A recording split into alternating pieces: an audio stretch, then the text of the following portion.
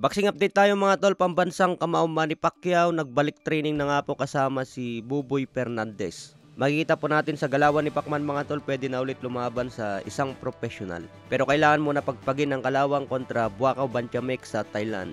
Kaya bakan po natin ang laban ni Pacman sa April.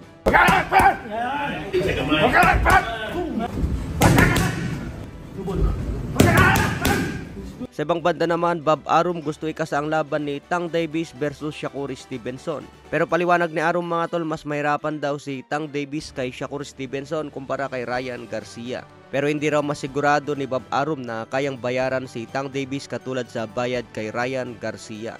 Malaki kasi ang kinita ni Tank Davis kay Ryan Garcia. Kaya hindi raw ito matutumbasan ni Bob Arum laban kay Shakur Stevenson. Kahit mas mahirap na laban daw si Stevenson mga tol, mas mababa pa rin ang bayad. Magandang bakbakan nga po ito mga tol, no? Pero tingin ko matagal pa ito bago mangyari. Sa ngayon nag-offer muna si Ed Hearn kay Tank Davis para labanan si Conor Benn. Kaya baka na lang po natin yung mga update dyan sa laban ni Davis. Sa ibang banda naman, Marlon Tapales babalik na naman sa training para muling mapalaban. Kahit natalo si Marlon Tapales laban kay Inoue, mas maganda pa rin ang pinakita niyang laban kumpara kay Stephen Fulton. Kaya abangan po natin kung sino ang next fight ni Marlon Tapales. Marami pang laban ang nag-aabang sa kanya sa Super Bantamweight Division. Samantala si Naoya Inoue, 3 laban ang plano ngayong taon. Gusto niya mapalaban ngayong Mayo, September and December. Sa ngayon inaayos ng laban ni Inoue kontra Luis Nery. Gaganapin yan sa Japan. Hindi pwedeng umalis si Inoue sa Japan dahil dyan ang malaki ang kitaan. Kaya wag na kayo magtaka mga tol kung bakit sa Japan ang laban ni Inoue. Katulad natin, dumadayo tayo sa Japan dahil nandun ang malaking bayad. Alam ka naman lalaban ka sa ibang bansa kung mas mahina ang bayad. Siyempre, business yan ng promoter mga tol. Sa iba pang balita, manager ni Vasily Lomachenko binanatan si Devin Haney at si Teofimo Lopez. Tinalo raw ni Devin Haney itong si Regis Prograis sa 140 pounds.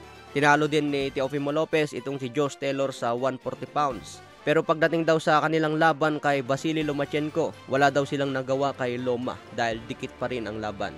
Sa ibang banda naman, trainer ni Terence Bud Crawford, sinabing wala raw kwenta itong si Jaron Ennis dahil walang maibigay kay Crawford kahit talunin niya ito. Matatandang na-promote si Jaron Ennis bilang IBF champion.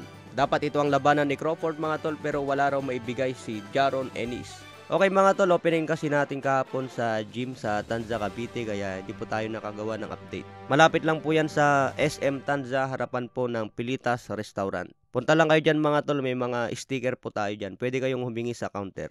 Maraming salamat po.